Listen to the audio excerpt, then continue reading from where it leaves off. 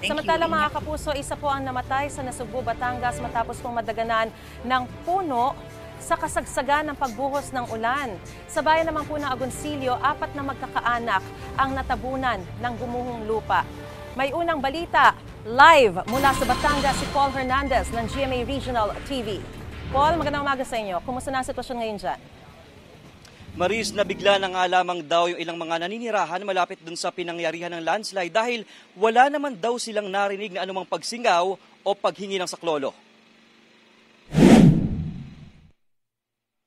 Nalibing ng buhay ang 4 na miyembro ng pamilya matapos matabunan ng gumuhong lupa ang kanilang bahay sa tabing bundok sa Barangay Subic Ilaya, Agoncillo, Batangas sa kasagsagan ng bagyong Karina at Habagat kahapon ng umaga. Nasawi ang 28 anyos na buntis at 3 bata na edad siyam, 13 at 15 taong gulang. Violet na ho sila. Kaya po yung buntis parang nakaganon ho. Parang ginanon yung anak. Lumambot daw ang lupa dahil sa walang patid na pag-ulan. Yung patuloy po na pag-ulan yun, parang mga 11 to continuous po yun eh. Mga 11 yung mga paglalakas ng ulan. Siguro po mga 11 to 12. Ayon sa barangay, bago pa man nangyari yung disgrasya ay inabisuhan na nila yung pamilya na lumikas na. Ilang di pa lamang yung layo ng bahay nila sa kinititirikan ng piggery.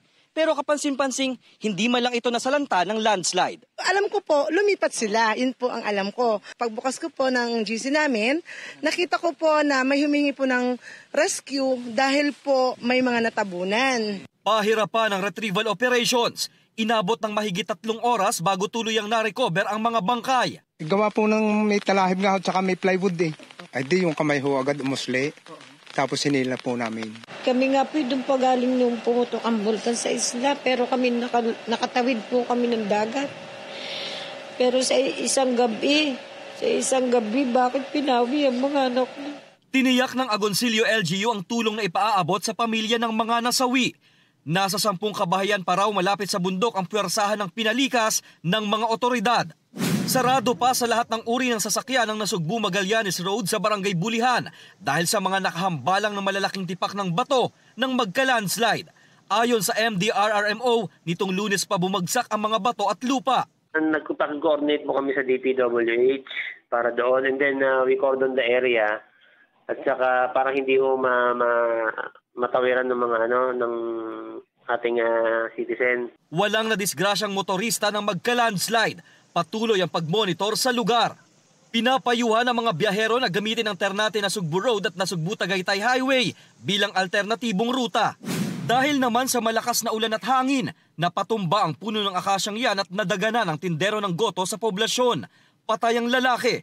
Matandang puno na raw ito ayon sa otoridad. Sinusubukang makuhanan ng panig ng GMA Regional TV, Balitang Southern Tagalog, ang pamilya ng nasawi.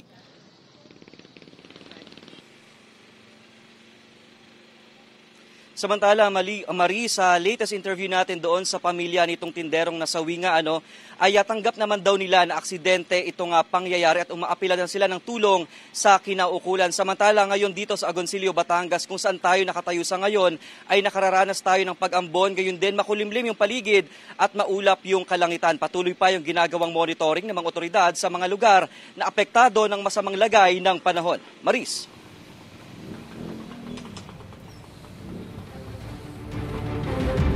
Maraming salamat, Paul Hernandez ng GMA Regional TV.